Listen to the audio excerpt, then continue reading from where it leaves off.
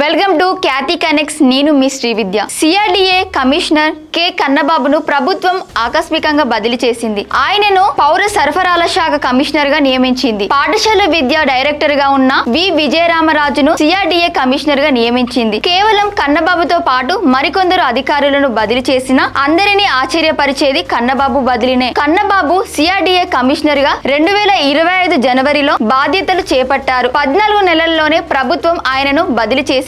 కన్నబాబు కీలకమైన సమయంలో CRDA commissioner గా వ్యవహరించారు. రాజధానికి నిధుల సమీకరణ, నిర్మాణ పనుల్ని పూర్తి స్థాయిలో పట్టాలెక్కించడంలో క్రియాశీలకంగా వ్యవహరించారు. ఏ రోజు ఎంత పని జరిగిందో మదింపు చేసేందుకు ప్రత్యేక ప్లాట్ఫామ్ రూపకల్పన, కాంట్రాక్టర్ల బిల్లుల చెల్లింపునకు పలు సంస్కరణలు తీసుకొచ్చారు.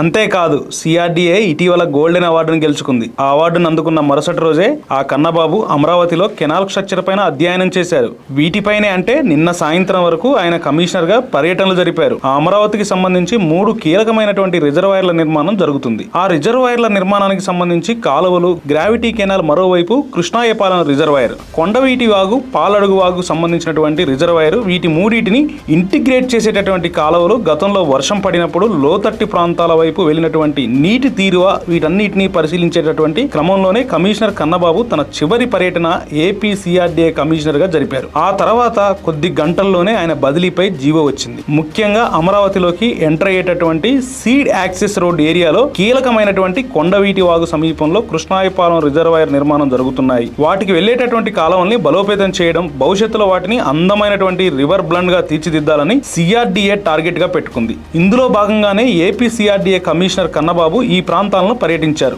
గ్రావిటేషనల్ కెనాల్ నిర్మాణం కూడా ఇక్కడ పెద్ద ఎత్తున జరుగుతుంది. సీడ్ యాక్సెస్ రోడ్డును కలుపుతూ కొండవీటి వాగు మీదుగా స్టీల్ బ్రిడ్జ్ నిర్మాణం కూడా వేగంగా జరుగుతుంది. ఈ ఏరియా మొత్తం కూడా కన్నబాబు పర్యటించారు. పనుల పురోగతిని సమీక్షించారు. కానీ సాయంత్రానికి ఎవరు ఊహించిన విధంగా బదిలీ జీవో వచ్చింది. సో ముందుగా అమరావతి నిర్మాణంలో లేఅవుట్లు గానీ, రోడ్ల స్ట్రక్చర్ గానీ కంప్లీట్ కావాలంటే ఈ కెనాల్ స్ట్రక్చర్ పూర్తి అవ్వాల్సింది. వాటిపై నుంచి కాలువ నిర్మాణం కావచ్చు, లేఅవుట్ల నిర్మాణం ప్రణాళికలను కూడా ఎలాంటి అవాంతరాలు, ఆటంకాలు రాకుండా చూడాలి. తూర్పు కోస్తాలో కొన్ని ప్రాంతాల్లో వర్షాలు పడుతున్నాయి. అమరావతిలో కూడా వర్షాలు పడ్డాయి. వర్షాలు పడ్డ తర్వాత లోతట్టు ప్రాంతాల పరిస్థితిని ఏంటని అధ్యయనం చేయడం కూడా చాలా ముఖ్యమైన అంశంగా కమిషనర్ కన్నబాబు తెలిపారు. ఆ తర్వాత కొద్ది గంటల్లోనే కన్నబాబు బదిలీకి సంబంధించినటువంటి సమాచారం వచ్చింది. అయితే కన్నబాబు బదిలీపై పొలిటికల్ సర్కిల్స్ లోను, ఇటు బ్యూరోక్రసీలోను ఆశ్చర్యం వ్యక్తమవుతుంది. ఎలాంటి విభేదాలు లేని కన్నబాబును ఇంత అనూహ్యంగా బదిలీ చేయడం వెనక ఏం జరిగింది అనేది చర్చ స్టార్ట్ అయింది.